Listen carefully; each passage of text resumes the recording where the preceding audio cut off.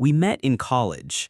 She was the loud, driven girl with the camera around her neck, and I was the quiet guy who liked to write. She said I balanced her chaos. I believed it. For 15 years, we built a life. 2 kids, a cozy home, a shared bank account, a garden she swore she'd tend but rarely did. We weren't perfect, but I thought we were stable, real.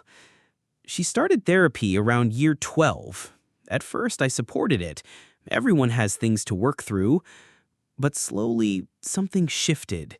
She began using phrases like emotional labor and weaponized incompetence. I listened. I tried to understand. I asked if she was unhappy, but she said, "You wouldn't get it." So I did more around the house. I picked up groceries, drove the kids to school, stopped asking her for help when I felt down. I thought that was love, picking up the slack, being dependable, giving her space. Then one day I got a message on Facebook from someone I didn't know, a woman. She said, "I'm sorry, but I think your wife is involved with my fiancé." At first I thought it was spam. Then she sent screenshots.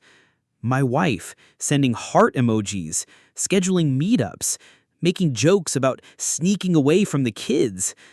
I stared at the messages until my hands went cold. When I confronted her, she didn't deny it. She looked tired, like she'd been waiting to be caught. She said, "You stopped seeing me." I said, "You stopped talking to me." She said, "I needed more than this routine. I needed to feel alive." She blamed me for her cheating, as if my stability was a flaw. I moved out the next week. The divorce process was brutal. She cried in court, said I was cold and emotionally distant. Her lawyer painted me as inattentive. I had no text to defend myself, just 1,000 acts of consistency, none of which counted legally. The judge gave her the house, said she had primary stability.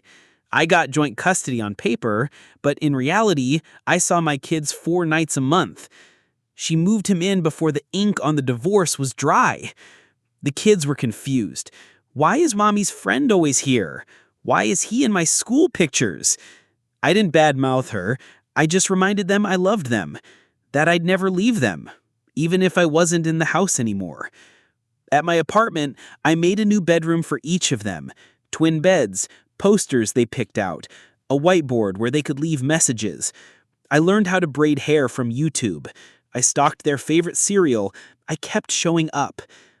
One night, my youngest daughter asked, "Why don't you live with us anymore?" I said, "Sometimes people break promises, but I'll never break mine to you." She nodded slowly and climbed into my lap.